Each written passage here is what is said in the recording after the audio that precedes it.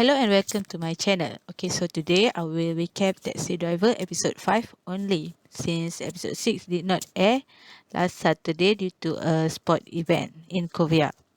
So let's go and recap. But again, before I start my recap, let me warn you. Spoiler alert.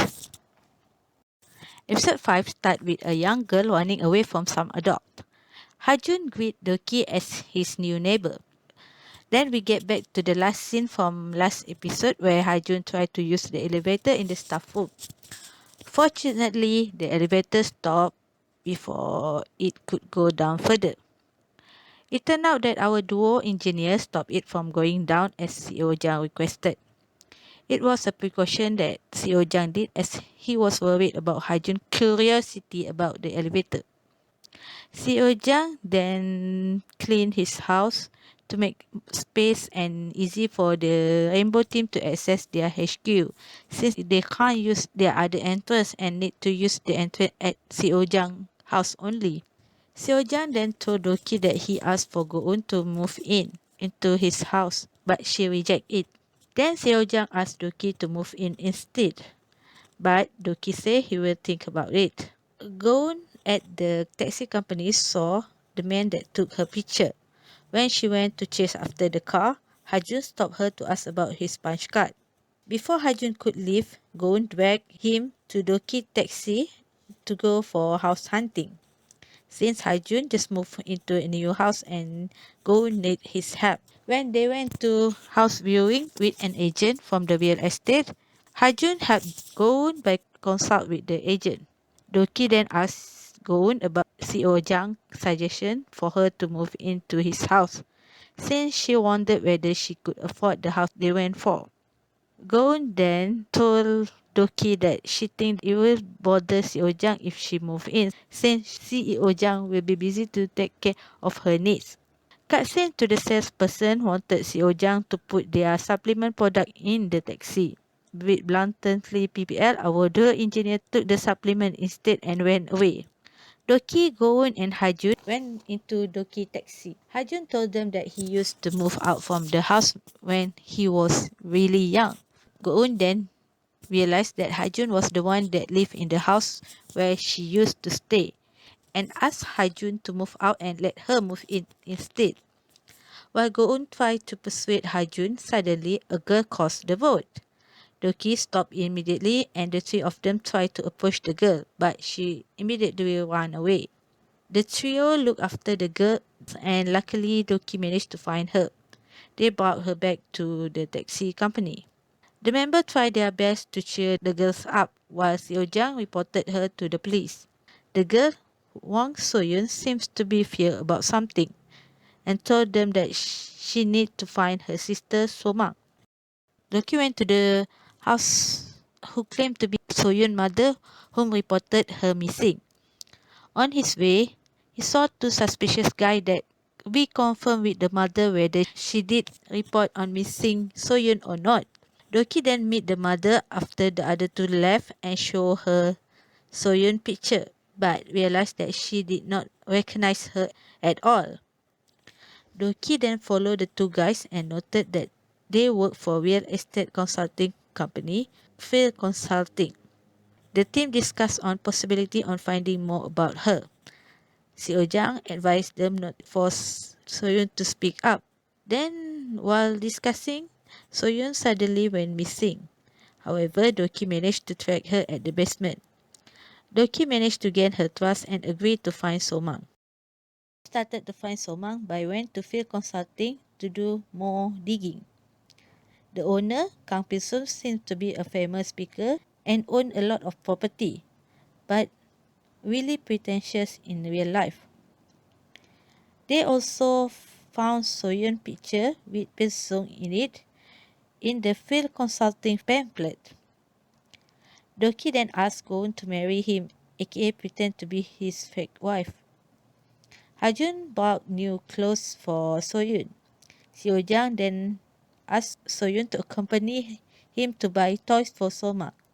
Doki and Goon continue their antics as newlywed to get the golden ticket to Field Consulting lecture. They fill survey form and listen to Kang Pilsun lecture on how to buy a new house. Seo Jang, on the other hand, tried to cheer on Soyun by took her to amusement park. Eventually, Soyun opened up to Seo Jang by holding his hand. Goon and Doki went to private consultation with Kang Pil-sung. However, they did not manage to impress Kang Pil-sung and he instantly pushed them off since Goon wrote they have higher saving in their account. Because of their failure, Doki decided to wreck the survey form and force them to redo the survey. Doki also wondered what Pil-sung's motive for his consulting agency. Seo Jang realized from Soyun drawing that Soyun was imprisoned together with the other kids. Doki and Goon re-attend the interview. Pil-sung pointed out that they seem to have a financial issue compared to during their previous interview, which Goon told them that Doki fall into cryptocurrency investment, Dogecoin. Pil-sung then pointed out that he only helped people that didn't have money to buy a home but desperate to have one. Goon at first fell down as she believed that they failed for the second time, but instantly Doki got call from Kang Pil-sung to check on their home. Because Goon and Doki put Seo Jang's house as their home address, the engineer duo end up need to decorate the house. While in front of Seo Jang's house, one of the Kang Pil-sung's staff saw Soyun and followed her to the taxi company. However, he was stopped by Seo Jang and our engineer duo. Into the house been decorated with full of love balloon and even Photoshop picture of leejehoon and pyoyejin on them. Goon and Doki worried that they will get caught as the room only have a single bed. They even came out with cheesy excuse when things get suspicious. At the end, Kang Pil-sung asked them if they are not actually married. Seriously, we need to wait for another week to see where the story will going on for this week episode. I'm pretty sure that both Doki and Gomon get caught lying at Kang Peso's face. I'm pretty sure that Doki will come out a different excuse since Doki was really good at reading people. And also the next week teaser doesn't seem to show that they got caught on their lies. Okay, now let's go for me to give my own review on this week episode. I think that this episode is still slower in terms of pacing. It's kind of similar to episode 3, where episode 3 was slower and episode 4 have all the action on it. I guess I have to accept this is how the new director decide to do his directing. Maybe this is my last time to complain and rant about this new director. Second thing that I want to talk about this week episode will be I want to talk about Seo Jang. I mean, Seo Jang always been put in the back pedal. He wasn't talked much by a fan compared to Go Doki and even our engineer duo. By watching this episode, I can say I really do love Seo Jang as a character. I even wanted to apologize to him for being frustrated at him during the last episode because it turned out he did took a precaution about Hajun.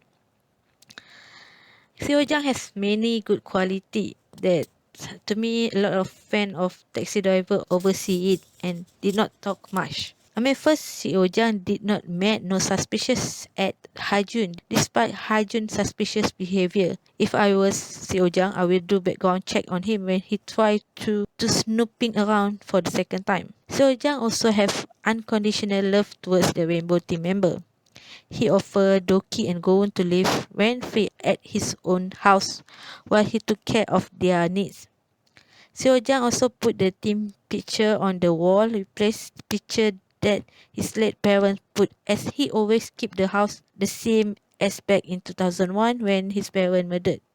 Now he cleaned his house to start again. He even said that he buy dining table for the teams to have party and company dinner. I also love in this episode the way Seo Jang dealt with Soyun. The way that Seo Jang dealt with Soyun make me appreciate him more. Seo Jang knew how to deal with children well and keep stressing out at the team not to be pushy and force Soyun to talk. And he even tell the team to deal with this case more carefully as there was children involved. Honestly, I think that as Bluebird Foundation founder, he probably met a lot of child victim and also son or daughter of someone who become a victim of some crime. Because of Seo Jiang's sweetness, I really hope that people won't sleep on his character. Plus, please don't take him away, Chebal. I want to talk about Doki and Govinsin in this episode. Those who watched my previous video in season 1 and also during the teaser will knew that I did love these two as a couple and I ship them. But the scene in this episode just meh to me. Their discuss as a couple make me smile and laugh, but not give me the butterfly feeling. To be honest, I love their interaction in season 1 more. Not cheesy but meaningful as they share their heart-to-heart talk. That's why I hope Govin and Dokim will move to Seo Jiang house for real. It is convenience as it was near to the taxi company. And since they can't use their usual entrance, it won't look weird for them to enter and exit Seo Jiang as if aside Doki could be away from Hajun. And while we at the topic about Hajun, seriously, he's really looks suspicious in this episode. First, move under Doki's house.